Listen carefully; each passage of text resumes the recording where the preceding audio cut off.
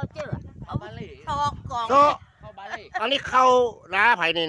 ยที่อยู่ติดธรรมะเนี่ยพอหันก็เก้าแล้ว เนี่ยเข้าบาลี ก็ เนี่ย ทำชาน่ะ นะครับเอา เอาละ ทำไว้อะ อันเนี้ย ในหลวงสังเจอ ต้นเข้าก็ต้นอย่างนี่โอ้ยพอแล้วเนี่ย นี่เปิ้นหายขว้างกันหมดแล้ว ดู หลวงสังเจอเด้อไอ้วันตายแน่นี่ ไอ้ นะ โลซักเจอซักสาวเลย แล้วนี่มันเป็นอย่าง ลำบะอย่างเงี้ยพอแล้ว เข้าบาลีเข้าบาลี โอ้โหสุดยอดดูเขียวเบื่อป้นน้ำท่วมแก้เบยแต่อันหยำหูป้นนะพอเข้าเหรอลูกอย่าป้นน้ำท่วมละมาตื้มได้น้ำท่วมก็เปิดน่ะนี่นะโอ้ไผ่กระเบื้อ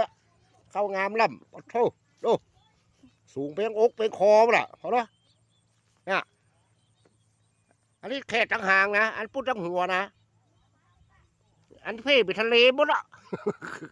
หลังนะหางนี่นะลูกทะเลอันดามันโอ้บุญกองทัพเตียวมาดุมบุญมาตรวจน้ำท่วมมันนี่เบย